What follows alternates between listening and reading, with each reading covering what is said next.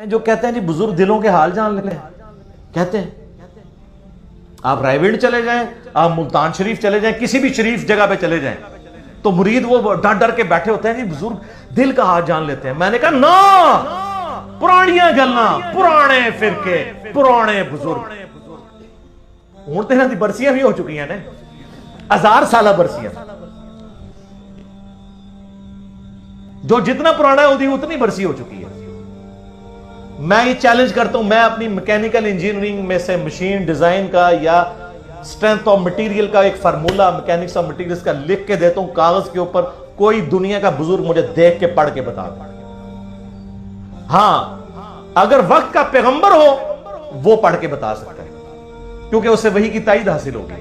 نبی علیہ السلام کو کئی مواقع کے اوپر آپ کو پتا ہے کافروں نے سوال کیے ہیں، نبی علیہ السلام کو نہیں پتا تھا، اللہ نے صورتیں نازل کر کے جواب سکھا دیے۔ قصہ موسیٰ اور خضر سکھایا، حضرت یوسف علیہ السلام کی بایوگرافی سکھائی، ذوالقرنین بادشاہ سے متعلق سکھایا سورۃ الکہف میں۔ وہ ایک دیوبندی مولانا بیٹھا ہوا ہے کوئی مجہول قسم کا، اور وہ اپنے آپ کو کہتا ہے میں مفتی اعظم امریکہ ہوں۔ اس نے میرے جواب میں ریکارڈ کرایا، اس نے دیکھو کتنا گستاخ ہوا ہے، وہ کہتا ہے یہ تو اللہ کے نبی کے سامنے بھی رکھو تو وہ بھی فارمولہ نہیں پڑھ سکتے۔ لعنت ہے تیرے ایسے عقیدے کے اوپر، کلمہ پڑھ کے مسلمان ہو، بے شرم انسان۔ یہ میں اپنی ذات کی خاطر نہیں کہہ رہا، یہ تو حضرت عمر ہوتے تو پہلے تو اس کی وہ کرتے نا، پھر اگلی بات اس سے کرتے۔ نبی علیہ السلام کو تو اپنے بابے بچانے کے لیے یوز کر رہا ہے۔ وہ امام حنیفہ رحمہ اللہ کا وہ گناہ دھلنے والے واقعے کو ڈیفینڈ کرتے ہوئے یہ کہہ رہا تھا نبی علیہ السلام کے پیچھے اللہ ہے۔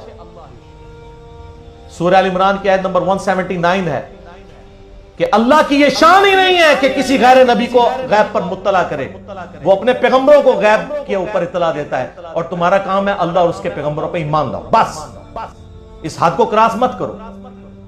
تو نبی علیہ السلام کو اگر یہ چیلنج دیا جائے وقت کے پیغمبر کو، وہ پڑھ کے سنا بھی دے گا، اس کو اللہ آنے واحد میں سب کچھ سکھا دے گا۔ بابوں کو اس لیے میں چیلنج کر رہا ہوں کہ تمہارا تو کہنا ہے کہ ہمارا اللہ سے تعلق ہے، اللہ کو تو آتی ہے نا انجیل نہیں، پڑھ کے بتاؤ۔ تم کہتے ہو ہم دلوں کے حال جانتے ہیں، ہمیں کشف القبور ہوتا ہے، وہ بھی کہانیاں۔ صحیح مسلم میں حدیث ہے، بخاری میں بھی اس کا کچھ حصہ ہے۔ ایک مدعم نامی غلام تھا نبی علیہ السلام کا، خیبر کے موقع پر نامعلوم تیر لگا، وہ شہید ہو گیا۔ صحابہ نے کہا سیدھا جنتی ہے۔ آپ میں تم جنتی کہہ رہے ہو، اس نے تو مال غنیمت کی ایک چادر چرائی تھی جو آگ کی پہنا دی گئی ہے اس کے اوپر، میں دیکھ رہا ہوں۔ تو صحابہ کرام فوراً گھروں کو لوٹے، اگر کسی نے کوئی رسی کا ایک ٹکڑا بھی یہ سمجھ کے اٹھایا تھا نا اس کی تو خیر ہے، وہ بھی لا کے مال غنیمت میں جمع کروایا کہ یہ سر وہ لوگ سمعنا واطعنا تھے، سننے والے اور ماننے والے۔ تو صحابہ کرام کو تو سامنے میت کے اوپر آگ کی جو چادر نظر نہیں آئی ہے۔ بخاری مسلم میں حدیث ہے، نبی علیہ السلام گزر رہے تھے، آپ رک گئے، آپ کا خچر بدک گیا، کیونکہ آپ علیہ السلام اس پہ بیٹھے ہوئے تھے، اس کی برکت سے اللہ نے اس کو بھی دکھا دیا۔ ویسے بخاری مسلم میں حدیث ہے کہ ایک مناظر جو ہے وہ جنوں انس کے علاوہ ساری مخلوقات دیکھتی ہیں۔ آپ فرمائیں 2 قبر والوں کو عذاب ہو رہا ہے، ایک پیشاب کے چھینٹوں سے نہیں بچتا تھا، دوسرا چغلی کھاتا تھا۔ پھر آپ نے ایک ٹہنی توڑ کے اس کے 2 حصے کر کے لگایا، فرمایا جب تک یہ ہری رہیں گی ان کے عذاب میں تخفیف ہوتی رہے گی، نبی علیہ السلام کی مبارک ہاتھوں کی برکت سے۔ تو صحابہ کرام کو تو عذاب قبر نظر نہیں آیا۔ کہانیاں دل کا حال جان لیتے ہیں۔